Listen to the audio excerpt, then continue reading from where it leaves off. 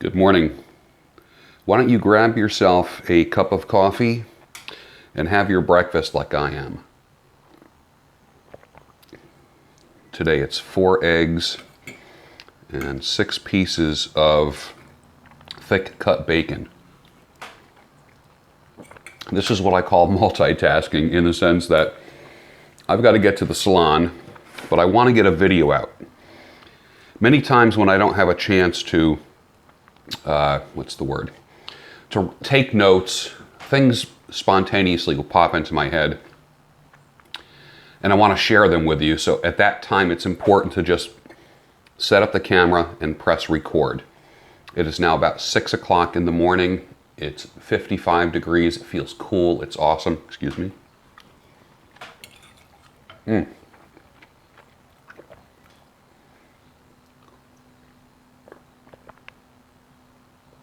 I'm psyched. Let me just take a bite of my thick cut bacon.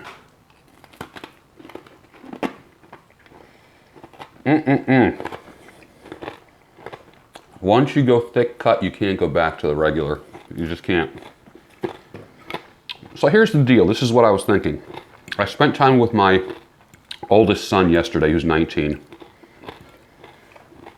Taught him how to roast coffee, grind it, and make it. We're going to have a coffee roasting, father and son coffee roasting afternoon. And I'm going to show him some of the manly arts. Now, I don't think he's not much doesn't have an interest in pipe smoking. If he is interested in that, I'll certainly show him in the future. Being that he's under 21, I would refrain from that, and I don't want to cause any problems, because I'm dealing with him living under another person's roof, not my roof. And that's not a battle that I want to fight. So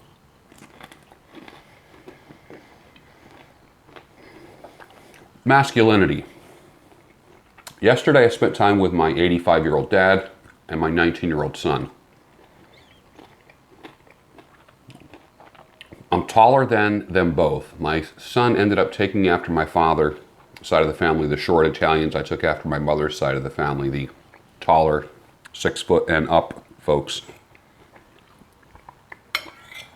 Excuse my eating. I'm just double tasking like crazy, just enjoying this breakfast here before I got to take a shower and get to the salon.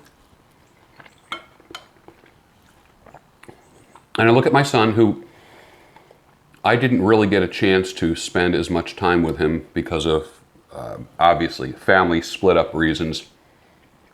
And we had a father and son conference in the laundry room. And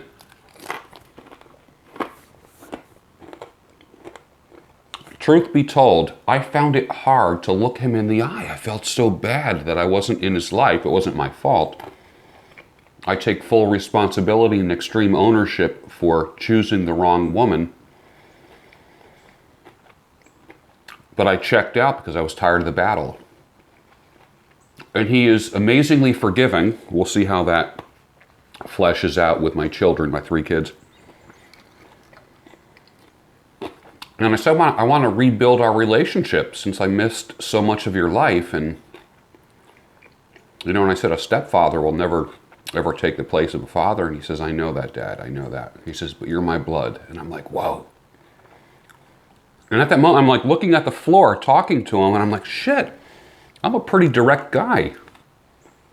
I've got, alpha male traits. I'm a leader in the community. I'm a great business person. I'm fantastic on stage. I move with authority, but yet I just shrunk yesterday. It was weird talking to my son. And I don't know what it was. I discovered something about myself, and I still have to find out what that is. And when I had a little talk with him, man, the tears, I was holding back crying. And believe me, I'm not much of a crier. And if I do shed tears, it better be something pretty damn worth it. And it was worth it yesterday, but I didn't want to crack in front of them. Some people say, well, it's good that you cry in front of your children to show them that you're human. Fuck that. That's bullshit. Kids need a rock. They don't need a palm tree blowing in the wind. They need a rock. So that was kind of interesting. He's got a firm handshake. He's muscular. Took after his dad. Likes to lift weights.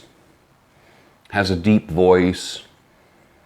Has like sideburns and some like little like facial hair, dark hair, kind of, you know, looks a little bit like me, obviously, when I was younger.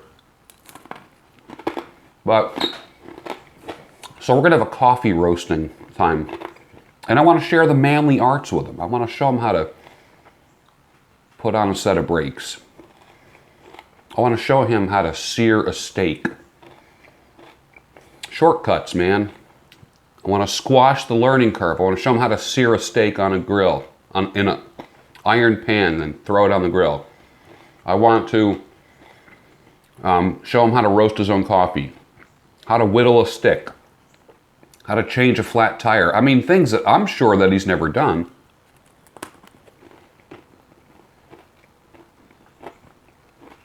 How to start a fire with no matches. I mean, just things like that, you know, that are how to assess a situation, how to never be a victim, ever fucking be a victim, anywhere in life, in business or personal or socially. Never be a victim. Never be a victim of another man, never be a victim of a woman, never be a victim in business.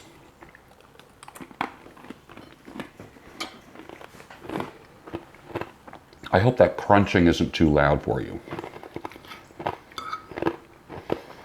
So here's my thoughts on masculinity from yesterday. 85-year-old father. He was, my dad's, I don't know what, like 5'8", was 5'8", probably 5'7" now. Muscular, big shoulders, chest, huge arms, massive Popeye forearms, tattoos. That's my father, if you've ever seen him. Very masculine, borderline macho. Karate, United States Marine Corps. Tough guy, fighter. Learned the hard way.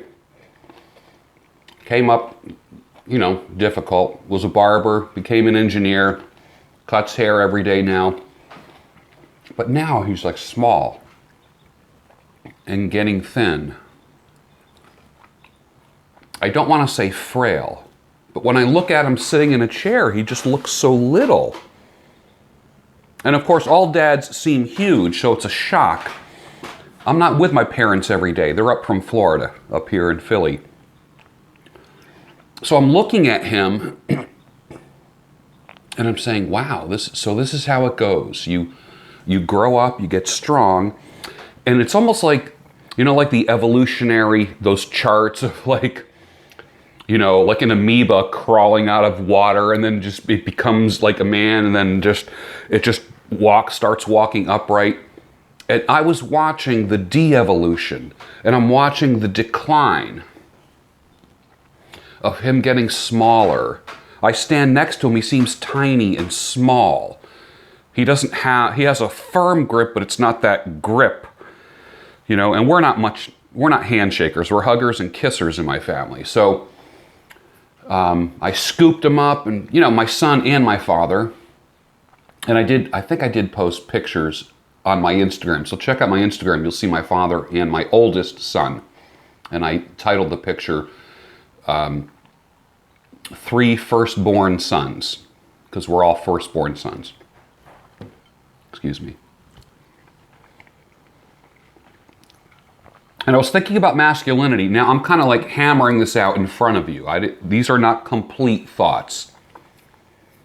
Is my father still masculine? I grew up with a very masculine dad. Is he still masculine? you know, a 12-year-old could probably push him over right now. He's 85. He's not weak, but he's not nearly as strong as he used to be. His voice doesn't project the way it used to. Is he still masculine?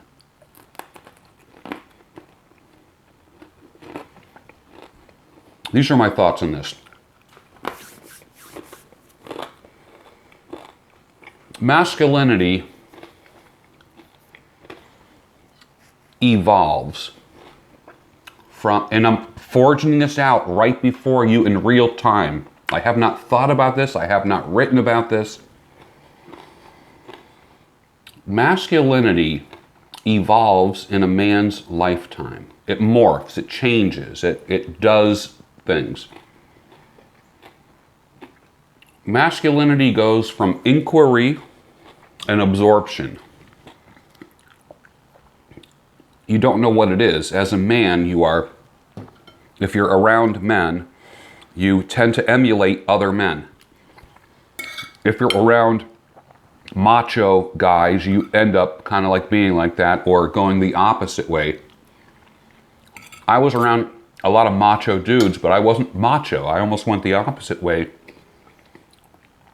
And I felt, sometimes I felt kind of inadequate around my dad and his friends because I wasn't like macho and tough. I was never like a tough guy ever. And I was always like the smart guy, but not the tough guy. And then I started lifting weights, playing sports, and then I became more physically able. And then you saw me. I was always just chunky, bulky, muscular football player, like linebacker, muscular, my whole life, my entire adult life. Big, big. Look at the pictures. And then I opted for a thin, lean kind of look, and I love it because I'm just floating now. I feel great. So there was this journey of masculinity, and there's like inquiry, absorption, and then there's power. I spent, what's the word? Well, power. I guess it's power. The power of masculinity. And I spent probably from 25 maybe, when I started getting really muscular and big, lifting heavy, benching 350 pounds was my max bench. Back in my prime days, I would call it. My prime lifting days. There's your prime lifting days and there's your prime mental days. I was benching 350 pounds with my body, but with my mind, I was bench pressing 50 pounds. You understand? So the mind, the strength of the mind has to catch up with the strength of the body. That's why we call some guys meatheads, because they're nothing but just, yeah. I swear to God, this is a true story. I'm at my biker bar. Chrissy joins some dude in a fucking pickup truck, follows her. She's driving her vet. He pulls up behind her at the biker bar and is like, you know, hey baby, what's up? You know what I mean? How you doing? And whatever like that. And she's like, oh, I'm here to meet my husband. I'm here to, you know. And then he like takes off and he goes, I'll see you later. And she comes in and says, you won't believe what just happened to me. I said, what? And she told me that story. So I grabbed a couple meatheads and we went out in the parking lot to see if this douchebag was out there, because we probably would have had a little conference with him. And one of the guys that I grabbed, I won't say his name, you know, the chains, his muscles had muscles, probably 10, 15 years younger than me. I'd say between 40 and 45. He could take care of business if he had to. Rough looking dude.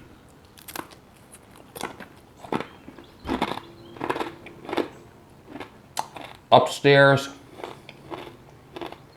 well, I'll tell you the story. As we're walking out,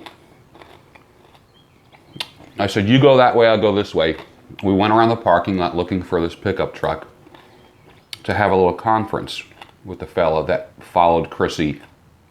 He obviously left. On the way back in, he says this to me. He says, I said, thank you, Johnny. I appreciate you helping me out like this. He says, no problem, man.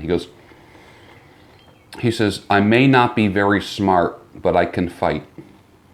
I felt so bad for the dude. He actually, he said those words. I may not be very smart, but I can fight.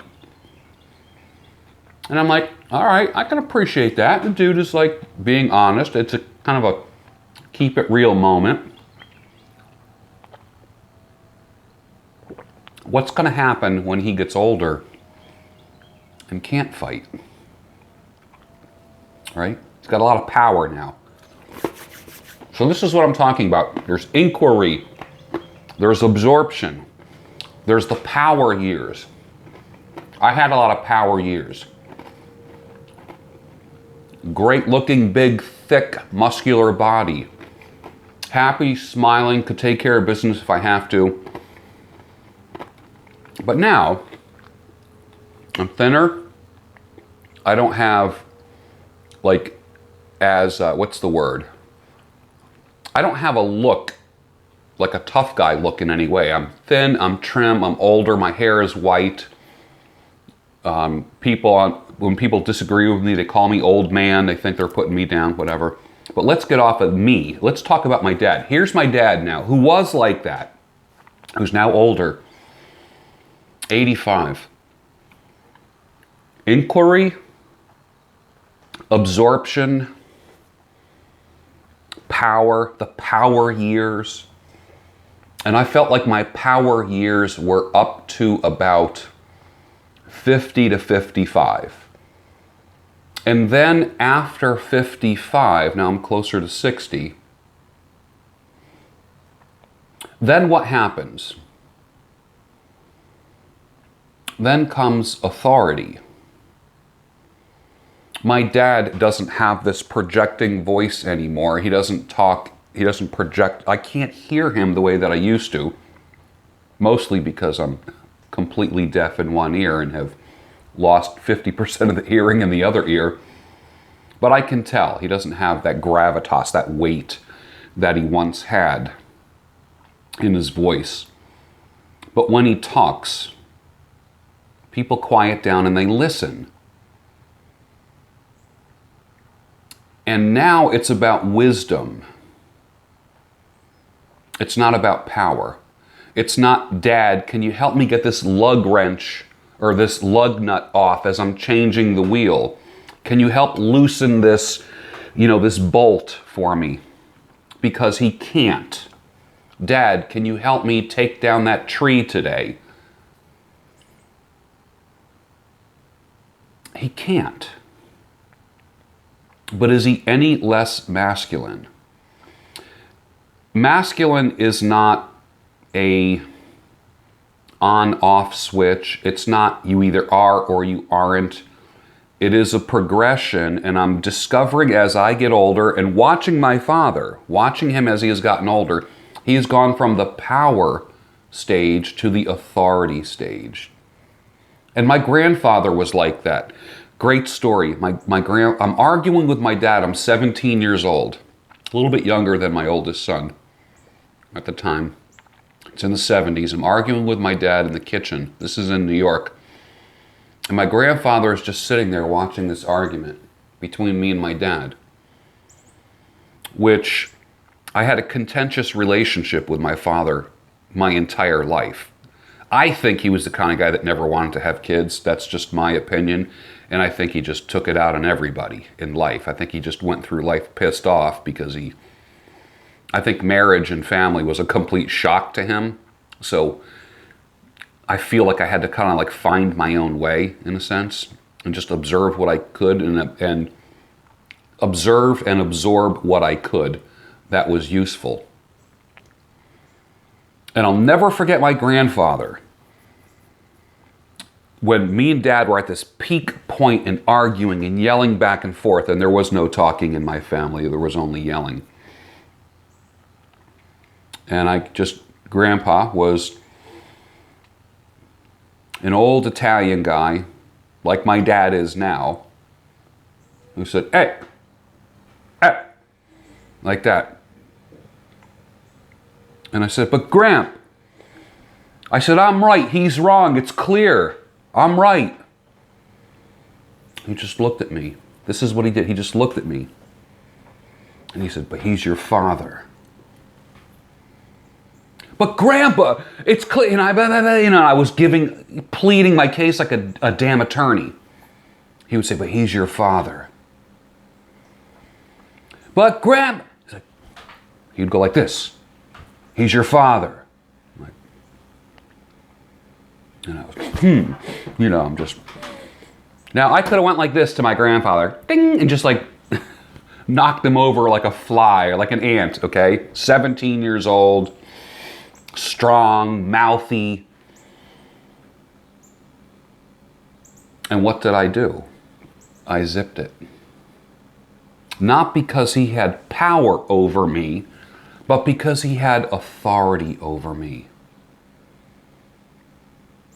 As you get older, my father, like my grandfather now, he has authority, not power. He's not a powerful man anymore. He's an authoritative man. I want to hear what he has to say. I want to talk to him on the phone. I want to listen to what he has to say about world events, about news. I'm at the point now where I want to listen to him, and I never did. Growing up, who the hell wants to listen to their father? My boys don't want to listen to me any more than I wanted to listen to my father. I listen to other men. Let me gulp this down because I got to get a shower and get the hell out of Dodge. So here's my thoughts. Masculinity goes from observation,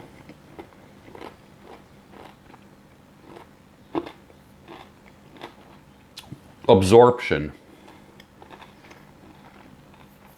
implementation, to see what works, what level. Some guys go macho, end up being punks, bullies, and I'm not one of these anti-bully guys. I don't think you can reason with bullies. I just say pop them in the jaw or the nose as fast as possible and make them your friends. But here's the deal. Observation, absorption, implementation with varying how in your world, how does your version of masculinity work? To power, to, as you get older, to authority. And then it ends. So is an old man masculine? Yes. Is a disabled person masculine? Yes, they go through the same thing. Is